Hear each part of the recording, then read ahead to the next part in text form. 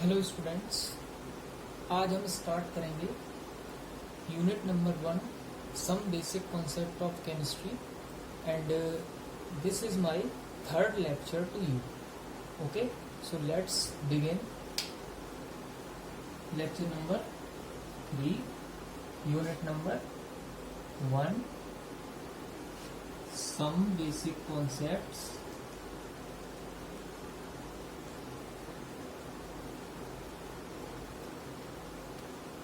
of chemistry. Student, in previous we have studied the properties and their measurement. So the unit first sub part was properties and their measurement. In this part we have subdivided it into many parts. So 1.3.1 is SI system. Under this part we will study the prefixes which we uses in measurement of fundamental quantities. So now we are discussing prefixes. So prefixes used in fundamental quantities. Okay students, so any quantity which have a fundamental quantity are represented in two ways. The first one is multiples and the second one is submultiples. Okay, so these two are the representing quantities. Multiples are the bigger quantities of fundamental quantities. That means if you uses meter for length, its multiple will be kilometer. Okay, and its submultiple will be millimeter or ecometer. So this is the difference between multiples and submultiples. So here we will study prefixes, all types of prefixes which we should use in measurement of fundamental quantities.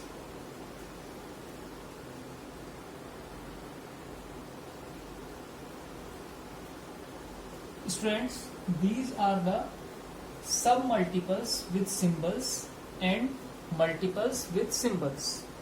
So the first submultiples we uses to represent fundamental quantities is yocto, that is represented by small y and it is 10 to the power minus 24, and if 10 to the power 24 it is becomes iota and it is represented by capital Y. The next submultiple is 10 to the power minus 21. It is jecto and represented by symbol small z. The next multiple is 10 to the power 21. It is called zeta and represented by capital Z. The next one is 10 to the power minus 18 and it is called atto and represented by small a. And 10 to the power 18 it is called exa and represented by capital E. Next is 10 to the power minus 15. It is represented by femto and symbol is small f. Next is 10 to the power 15. It is called peta and represented by capital P. Next is 10 to the power minus 12. It is pico and represented by small p. Next is 10 to the power 12. It is called tera and represented by symbol capital T. Next is 10 to the power minus 9. It is called nano and represented by small n. 10 to the power 9. It is called giga and represented by capital Z. Next is 10 to the power minus 6. It is called micro and represented by symbol mu.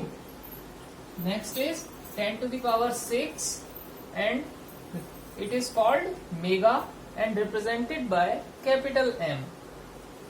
Next is 10 to the power minus 3. It is called milli and represented by symbol small m. Next is 10 to the power 3. It is called kilo and represented by small m, k.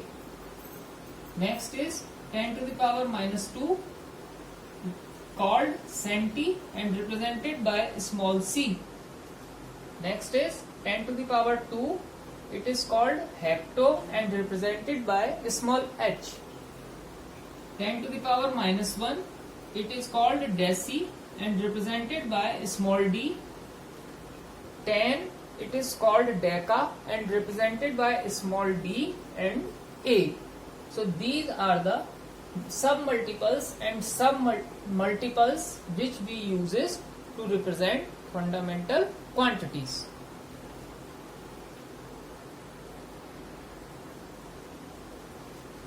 Students, 1.3 subpart is again subdivided into 1.3.2, that is mass and weight. We will discuss these two terms which we uses in physics lab and chemistry lab. So we should aware with the two terms clearly. I will explain you both the term in one by one. First, the mass is called amount of substance. The amount of substance which present in a matter is called its mass. But if you think about weight, it is the force exerted by an object by gravity. So these two terms are completely different with each other. It is dependent on gravity and it is called force applied on object, and this is called amount of substance. Again, mass of an object remain always constant, it never be changed. But if you changes your place, that means surface on earth or below the earth or above the earth, that means your gravity value will also differ. That means the force exerted on object is also varies. That's why the weight depends on gravity. So it is always constant and it gets varied from place to place. The third difference is mass can be measurable by analytical balance. We uses in physics lab or chemistry lab also. So it can be measured with the help of analytical balance, and weight can be measured by spring balance. So these are the basic difference between mass and weight. These are the two quantities which we uses.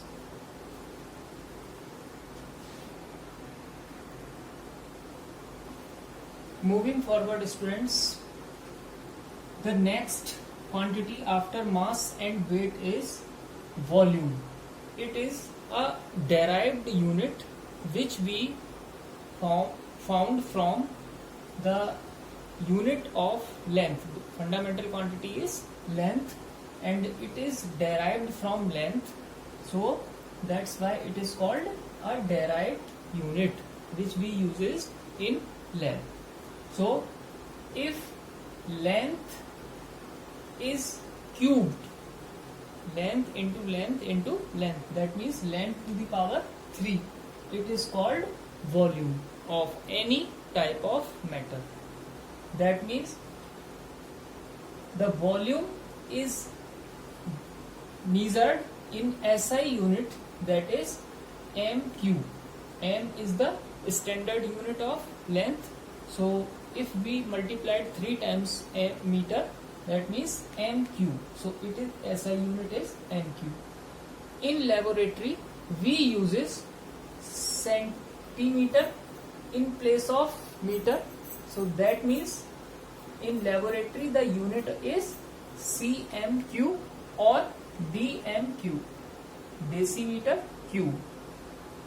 Next is the unit of volume which we uses in our daily life is liter, but we cannot call it an SI unit. Okay, in 1 liter of any liquid there are 1000 milliliter. It is the conversion factor. Then 1000 centimeter cube is equal to 1 decimeter cube. So this is the conversion factor which we uses in our calculations. Volume of any liquid is measured several types by several types of apparatus. The first apparatus is graduated cylinder.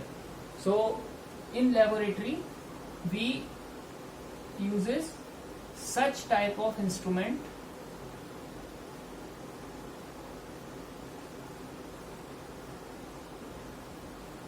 It is graduated by 10 ml, 1, 2, 3, like this. So this is the graduated cylinder. Next is burettes.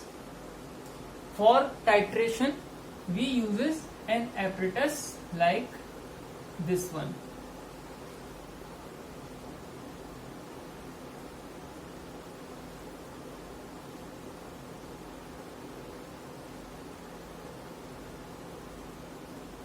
Here a cap is provided for stopping the flow, and it is also marked with, generally it comes in 50 ml capacity. The next is pipette. For titration we pipette out several kinds of liquid like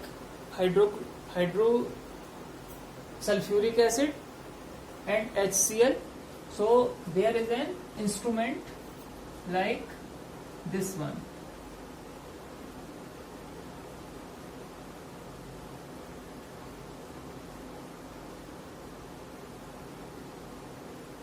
From here we will suck the liquid from our mouth, and here is a mark which shows the capacity of the pipette. It is generally 10 ml or 5 ml or 20 ml maybe. So such type of apparatus is used in laboratory and named as pipette. The next one is volumetric flasks.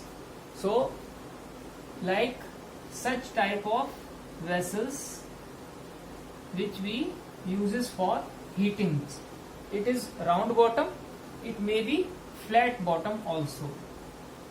So like this type of apparatus.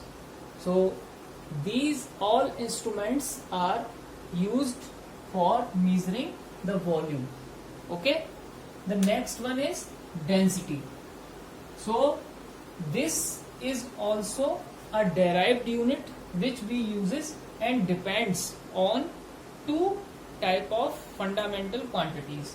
The first one is mass, that is measured in kilogram, and the next one is derived unit, which is previous was volume. Okay, so ratio of mass and volume is called density. The density of substance is measured in SI unit, that is kilogram meter cube. If we calculate mass in kilogram, so we have to calculate volume in meter cube. Kilogram per meter cube. It is also represented as kilogram into meter inverse 3. Okay. Other sub unit of density is gram centimeter inverse minus 3. Okay. So this is the sub unit of density and this is the SI unit of density. The next is temperature. Students, we uses three kinds of temperature in our daily life. The first one is Celsius, degree Celsius. Second one is degree Fahrenheit, and the third one is Kelvin. In all three types of temperature, the Kelvin temperature is a SI unit of temperature. So there will be two types of thermometer, that is clinical thermometer and laboratory thermometer. Both are graduated with two types of reading. The first reading is degree Celsius reading.